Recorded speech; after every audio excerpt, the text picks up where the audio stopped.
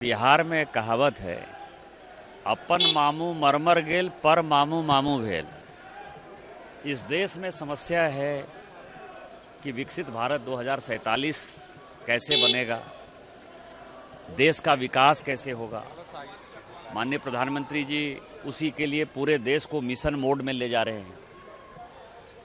लेकिन जो गांधी परिवार का इतिहास रहा है, आपको ध्यान हो कि श्रीलंका में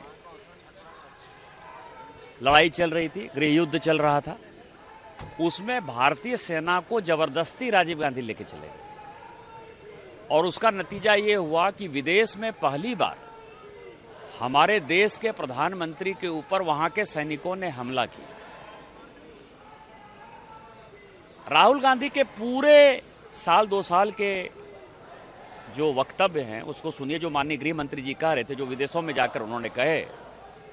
वो चाहते हैं कि सुबह जो है माननीय प्रधानमंत्री जी ट्रंप को गाली दें, दोपहर में माननीय प्रधानमंत्री जी पुतिन को गाली दें, और शाम में जो है मतलब राहुल गांधी जी चाहते हैं कि प्रधानमंत्री जी जो जिनपिंग जो राष्ट्रपति है चीन का, उसको गाली दें। इन तीनों को गाली देने के बाद इनकी आत्मा को शांति मिल जाएगी और उसके बाद जब रूस, अमेरिका, चीन तीनों मिलकर हमारा बायकॉट कर देगा, तीनों मिलकर जब हमारे ऊपर हमला कर देगा, तो उनके कलेजे को जो है पूरी ठंडक मिलेगी। क्योंकि सोरोस का जो उनका एजेंडा है भारत को तोड़ने का, तो वो सफल हो जाएंगे उसके ऊपर।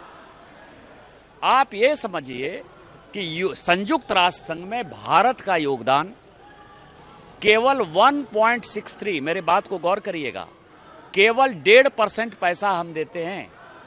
संयुक्त राष्ट्र संघ सबसे बड़ी संस्था है। हम क्या किसी सेना में शामिल हैं? हम क्या नाटो में शामिल हैं? हम क्या किसी युद्ध में शामिल हैं? किस आधार पर ट्रंप क्या बोलेगा वो माननीय प्रधानमंत्री जी तय करेंगे, जिनपिंग क्या बोलेगा वो माननीय प्रधानमंत्री जी तय करेंगे, पुतिन साहब क्या करेंगे वो माननीय प्रधानमंत्री जी तय करेंगे। इतना घटिया, उच्छृंखल, उछल धक्का विपक्ष हमने नहीं देखा, और उसी की परिणति है कि ये सब काम कर रहे हैं। आप ये समझिए, पाकिस्तान ने 4 दिन का ऑफिस कर दिया, उसके यहां जो है 90% रेस्टोरेंट बंद हो गए हैं। श्रीलंका के 98% रेस्टोरेंट बंद हो गए हैं। वहां जो है गाड़ियां नहीं चल रही हैं। सिंगापुर का हालत खराब है, दुबई की हालत खराब है, ओमान की हालत खराब है। हमारे जितने पड़ोसी देश हैं सभी की हालत खराब है, इवन चीन की हालत खराब है। उसमें विपक्ष को साथ देने के बदले क्या काम कर रहे हैं? यदि 2004 से 14 तक ही यदि आप देखें तो गैस की लाइन जो है 1-1 महीने हुआ करती थी। गैस अमीरों का साधन हुआ करता था। आज 13 करोड़ गैस देके गरीबों को जो है, जो अमीरों को सुविधा है, वो गरीबों को सुविधा माननीय प्रधानमंत्री जी ने दिया। उनको प्रेज करने के बदले, उनका साथ देने के बदले। और यदि मान लीजिए आपको लगता है कि कोई संकट है, उस संकट में भारत एक साथ एकत्रित होगा कि इस तरह से जो है पार्टीशन पॉलिटिक्स करेगा, तो इस घटिया पंथी का कोई जवाब नहीं। मैंने आपको क्या कहा, 2004 से 14 तक 1-1 महीने, मैं भी तो कंज्यूमर रहा हूं ना।